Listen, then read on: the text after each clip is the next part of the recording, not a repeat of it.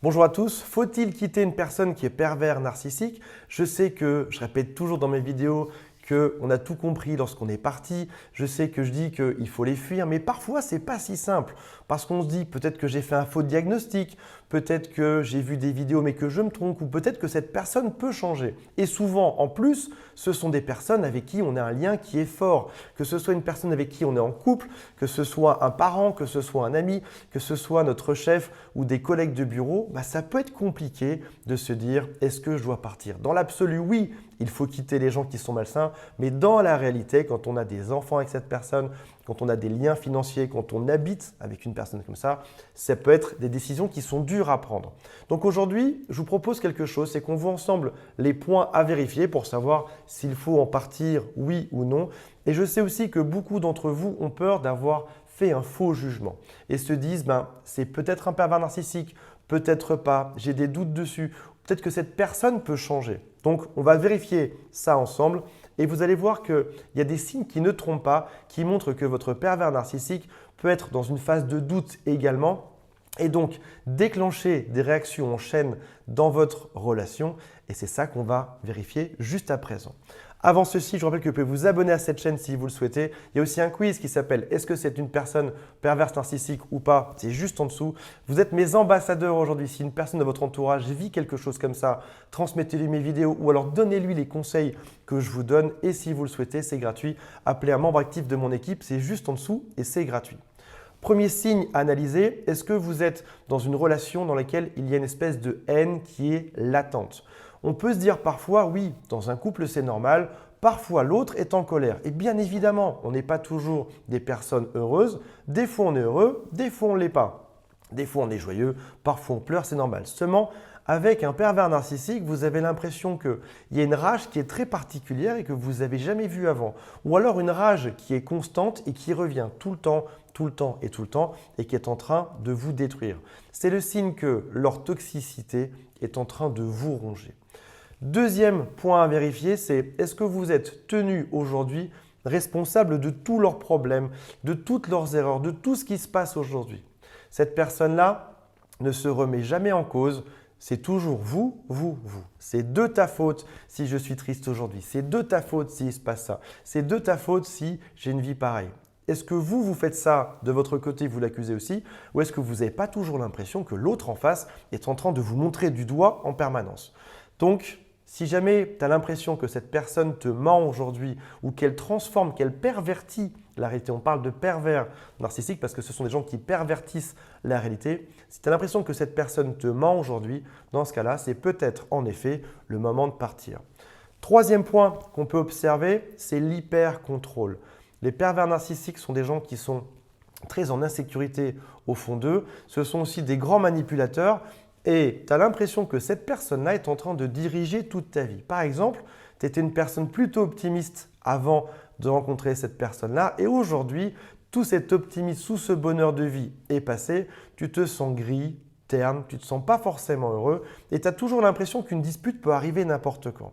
Tu as même l'impression parfois que tous tes faits et gestes sont surveillés. Ton pervers narcissique te dit qu'est-ce que tu as fait? Tu étais avec qui? Comment ça s'est passé? Tu as même parfois une tonne d'SMS en permanence. Dites-moi en commentaire si c'est vrai ça. Tu reçois une tonne d'SMS pour vérifier ta vie, ce que tu fais en permanence. Et du coup, tu te sens moins libre. Tu as aussi du mal à prendre des décisions parce que tu dois faire valider chacune de tes décisions par cette personne-là. Je vous rappelle que dans une relation, qu'elle soit amoureuse, amicale ou professionnelle, on veut une relation saine où on fait ce qu'on veut ou alors on s'accorde avec l'autre pour trouver des compromis. Là, en l'occurrence, si c'est un pervers narcissique, il n'y a pas de compromis. On se contente de faire exactement ce que l'autre veut et personne ne veut être emprisonné avec quelqu'un qui lui dicte tous ses faits et gestes.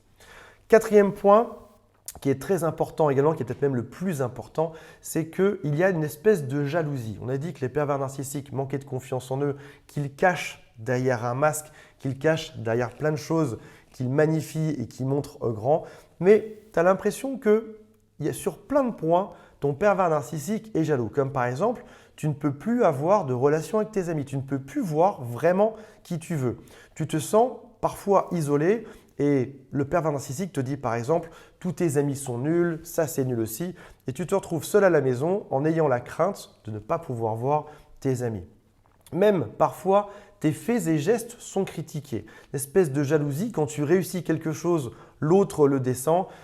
Si jamais tu échoues quelqu'un, l'autre va te montrer à quel point tu es nul. Et c'est comme si le pervers narcissique était une espèce de roi ou de reine et qu'il avait le pouvoir total sur toi. Tu étais juste un valet, un esclave, une femme de ménage ou un homme de chambre et tu peux juste plus rien faire. Tu dois juste accepter toutes les décisions de cette personne qui te domine totalement. Quoi que tu fasses, c'est jamais assez. En réalité, ils ont peur de te perdre parce que ce que tu sais peut-être pas aujourd'hui, c'est que le pervers narcissique a extrêmement besoin de toi. Imagine une star de cinéma qui n'aurait personne dans les salles. Imagine un chanteur qui n'aurait personne dans la foule pour l'écouter chanter. Le pervers narcissique a besoin de quelqu'un qu'il admire. Un pervers narcissique ne pourrait pas partir quelques jours seul sans se faire admirer, sans qu'on passe notre temps à gonfler son ego. Donc cette jalousie vient à peu près de ça. 5e point, tu es dans une situation où le pervers narcissique t'humilie de manière régulière et de plein de manières différentes. Par exemple, ils peuvent être extrêmement directs dedans. Tu es stupide, tu n'es qu'un bon à rien, tu ne sais rien faire. Ou alors, ça peut être aussi quand tu es en public avec d'autres personnes.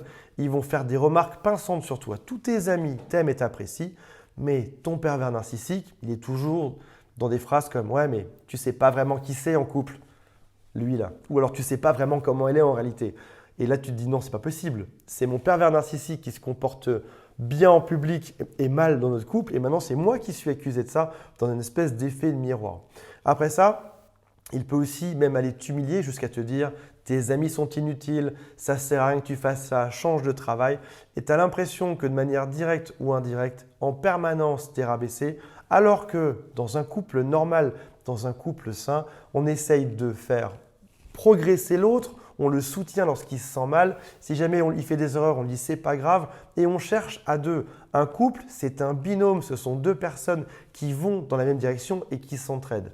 Alors que dans l'équation pervers narcissique et codépendant, c'est malheureusement le codépendant ou l'hypersensible qui va aider l'autre et le pervers narcissique qui fait exactement ce qu'il veut dans sa vie. Tu peux aussi avoir ce qui s'appelle un traitement silencieux, ce qui est probablement la pire chose qu'on puisse vivre, c'est lorsque le pervers narcissique ne te dit plus rien. Il est soit là avec les bras croisés, soit il se balade, il ne te considère pas du tout. Tu es comme un objet, tu es comme une chose, tu es comme un melon qui est posé juste là à côté. Le pervers narcissique ne te regarde pas du tout et ça peut durer des heures, ça peut aussi durer des semaines et ça peut aussi durer parfois des mois. Et c'est extrêmement dur d'avoir une personne qui t'ignore en permanence. Comme tout être humain, on a besoin d'affection, on a besoin d'amour, on a besoin de parler. C'est très dur comme genre de punition.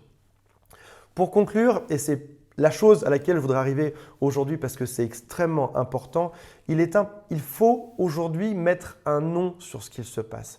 Par exemple, il faut se demander si c'est vraiment le genre de relation que tu souhaites ou pas du tout. Et je sais que parfois, quitter quelqu'un ou moins le voir ou s'éloigner, ça peut être difficile parce que c'est jamais tout le temps négatif.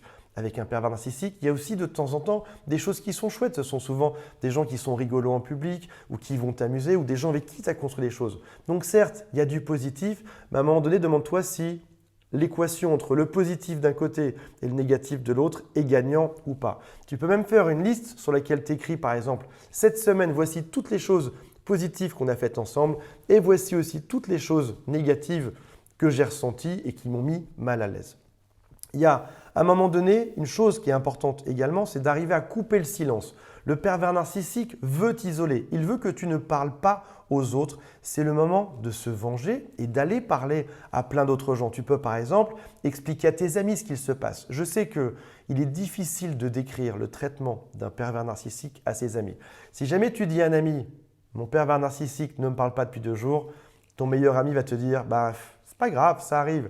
Sauf qu'il ne se rend pas compte à quel point ça revient souvent, à quel point tu es humilié. Ce sont des gens qui passent toujours sous le radar et qui s'arrangent pour que ce soit des histoires qui soient dures à raconter. C'est suffisamment silencieux et doux pour te ruiner ou pour te rendre toxique sur le long terme, mais c'est dur à décrire. Donc, certains de tes amis ne comprendront pas, va vers celui qui a plus d'empathie, celui qui est capable de comprendre ça. Mets des mots dessus. Il y a aussi, si tu le souhaites, comme je te l'ai dit, un conseiller de mon équipe qui est là gratuitement pour t'écouter, pour t'aiguiller, pour te renseigner si tu veux un avis externe sur ta situation, si tu veux être sûr de ne pas te tromper.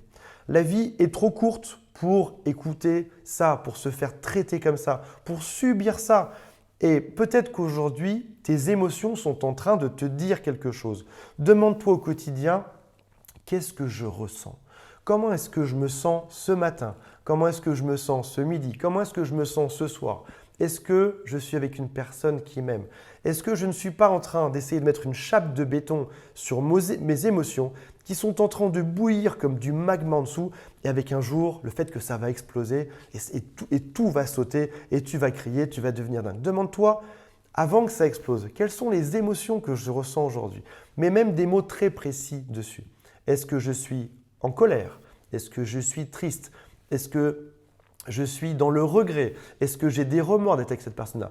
Mets les mots précis sur ce qu'il t'arrive. Il y a une grosse différence entre des remords et de la tristesse, entre de la colère et une émotion négative passagère. Arrange-toi pour l'écrire parce qu'aujourd'hui, ton corps te dit quelque chose et il faut absolument l'écouter si tu ne veux pas que quelque chose de grave se passe juste après.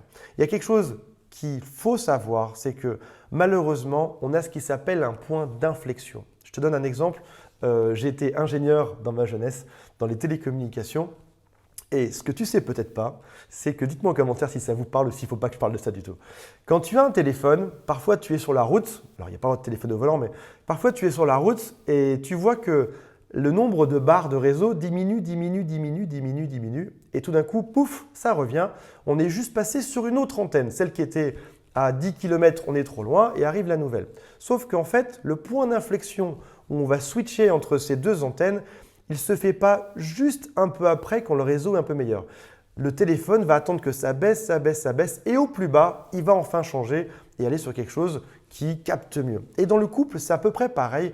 On a tendance généralement à ne pas switcher de couple juste quand ça va un peu plus mal que ce qu'à se devrait aller. On attend et à un moment donné, on devrait passer le cap quand c'est vraiment nul, vraiment négatif, vraiment toxique. Comme ce fameux téléphone, on devrait passer le cap de passer à autre chose, sauf qu'en réalité, le pervers narcissique t'a affaibli. C'est-à-dire que ta capacité à trouver ce point d'inflexion, à un moment donné, tu ne l'as plus parce que tu es fatigué, parce qu'on t'a rabaissé, parce qu'on t'a humilié et parce qu'on te fait miroiter aussi des choses.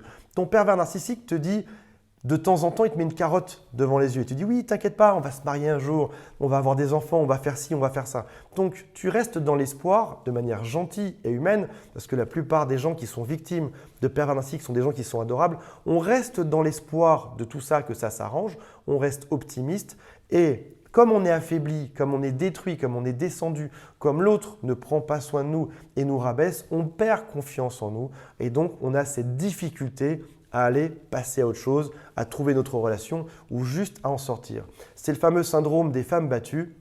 Une femme se fait battre et après ça, pas tout le temps, mais de temps en temps, la femme retourne dedans en se disant « je peux le soigner, je peux le guérir, c'est peut-être à cause de moi, je peux changer ». Tout ça, ça peut s'arranger parce qu'elle reste dans le rêve ou dans l'illusion que cette personne n'est pas exactement comme elle est aujourd'hui et elle lui trouve des excuses. Donc, demande-toi également quelles sont les excuses que tu donnes à l'autre aujourd'hui et surtout, quel est ton vrai rêve de couple et est-ce que tu as une chance d'y arriver un jour? Si ton rêve de couple ou de relation, c'est d'avoir des enfants, de te marier, d'avoir une vie heureuse, demande-toi comment ça s'est passé sur les quelques derniers mois et demande-toi si ça va dans le bon sens pour que ça arrive un jour.